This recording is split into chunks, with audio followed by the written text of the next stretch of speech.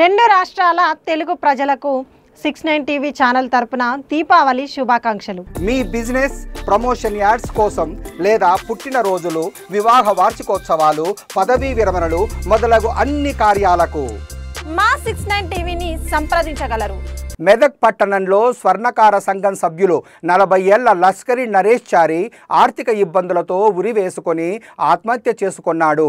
గత 6 నెలలుగా చేతి పనులు లేక బంగారము, వెండి ధరలు అమాంతం పెరిగిపోవడంతో కుటుంబ పోషణ కష్టమవుతుండడంతో తరచూ భార్యాభర్తల మధ్య గొడవలు జరుగుతున్నాయని, ఆర్థిక పరిస్థితి దిగజారడంతో నిరాశ చెంది ఆత్మహత్య చేసుకున్నట్లు బంధువులు తెలిపారు.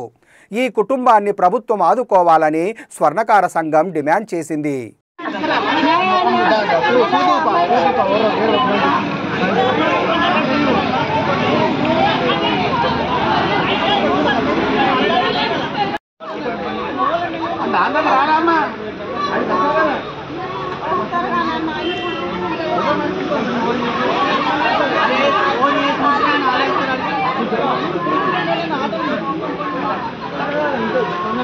డోర్ బంద్ ఉంటుంది, డోర్ కొల్లగొట్టు.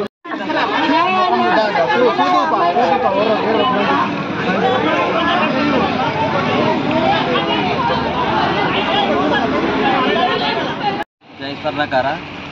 ఈరోజు పెరుగుతున్న ఆకాశాన్ని అంటున్న బంగారం ధరలు భయపెట్టుటే కాకుండా మరణాలకు సైతం దారితీస్తుంది. ఈరోజు మా మిత్రుడు స్వర్ణకారుడు పనులు లేక గత 6 నెలల నుంచి పనులు లేక తీవ్ర ఆర్థిక ఇబ్బందులకు గురై ఈరోజు తెల్లవారుజామున ఉరివేసుకొని తన ఇంట్లో ఆత్మహత్య చేసుకున్నాడు. ఇట్లాంటి ఆత్మహత్య మమ్మల్ని కూడా భయపెడుతుంది. మాతో ఉన్నటువంటి మిగతా వారు కూడా ఏమైపోతారో, ఎక్కడికి పోతుందో, అసలు మా వ్యవస్థ, మా స్వర్ణకార వృత్తి లేక మేము ఉంటామా, చస్తామా ఉరేసుకొని అనే కథకు వస్తుంది. కాబట్టి దయచేసి ప్రభుత్వ పెద్దలు, ప్రభుత్వం మా స్వర్ణకారులను ఆదుకునే విధంగా మీ యొక్క ఆలోచన విధానం మీరు చేయాలని చెప్పేసి మేము కోరుకుంటున్నాము. ఈ స్వర్ణకారులమైన ఉండి ఇలా ఉన్నందుకు మేము ఉంటామా లేదా అని చెప్పేసి చాలా భయంగా ఉంది. కాబట్టి దయచేసి దండం పెట్టి చెప్తున్నాను, మిగతా మా తోటి సభ్యులు కూడా ఇట్లాంటి మరణాలకు గురి కావద్దని చెప్పేసి మీ ఆలోచన చేసి మమ్మల్ని గడ్డకెక్కియాలని చెప్పేసి మీ అందరితో నేను కోరుకుంటున్నాం. ప్రభుత్వాన్ని దయచేసి మా పైన మీ దయ కలగాలని చెప్పేసి మేము కోరుకుంటున్నాము. నరేష్ లాంటి బతుకులు ఇంకెవరి కావద్దు, కాకూడదు అని చెప్పేసి మేము కోరుకుంటున్నాము, డిమాండ్ చేస్తున్నాం ప్రభుత్వాన్ని. దయచేసి మా పైన మీ దయ ఉంచండి. నరేష్కి భార్య పిల్లలు నరేష్ ఈరోజు తన భార్య, పిల్లలు, ఒక భార్య, ఇద్దరు ఆడపిల్లలే, కనీసం కొడుకు కూడా లేడు. వాళ్ళ తల్లి కూడా ఇక్కడో ఇళ్లల్లో పాచి పని చేసుకునేటటువంటి విషయము. వాళ్ళ భార్య కూడా ఇక్కడ కొత్తగా వెలిసిన చందన రోజు వారి డ్యూటీ చేసుకుంటుంది. అందరూ చేసినప్పటికీ వాళ్ళ సంసారం ఈదలేక ఈ పరిస్థితికి వచ్చి ఆయన చాలించడం జరిగింది. దయచేసి ఇట్లాంటి పరిస్థితి మా స్వర్ణకారులకు మళ్ళీ రావద్దు అని చెప్పేసి ప్రభుత్వం మా మీద ప్రత్యేకమైన చర్య తీసుకోవాలని చెప్పేసి మేము ప్రభుత్వాన్ని డిమాండ్ చేస్తున్నాం. దయచేసి అర్థం చేసుకోగలరు. జై స్వర్ణకార, జై విశ్వకర్మ. పని ఉంది లేక అన్నట్టు చేసుకున్నాడు. ఉన్నట్టు చేసి లేనట్టు ఇష్టం ఉన్నది దానికి. ఇక పని చేయకపోయేసరికి ఇప్పుడు ఈ ఏంటి బంగారం నుంచి పనులు లేవు. ఇక బాడకను పని చేస్తలేవు, నాకు ఇంట్లో తెచ్చి పెట్టలేవు. నేను ఎట్లా ఉండాలి, ఎట్లా వండి పెట్టాలి, ఎట్లా నడపాలని ఆమె ఉన్నదే లొల్లి బాగా. అట్లా నాకు అవసరం ఉన్నది, నాకు పానం మంచిగా ఉన్నది.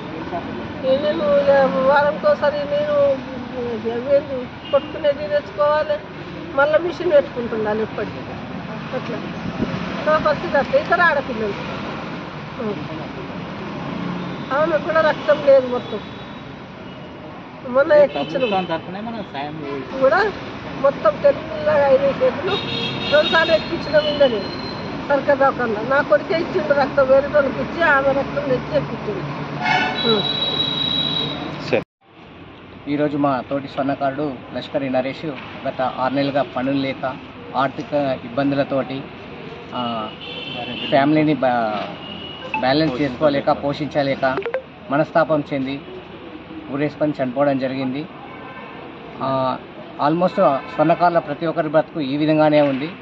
ఇంకా రాబోయే కాలంలో ఇంకా ఏమవుతుందో అన్నటువంటి ఆందోళన మా లోపల కలుగుతుంది.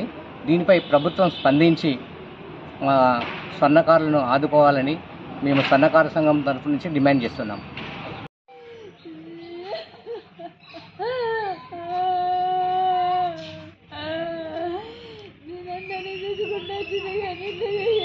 చిన్నగా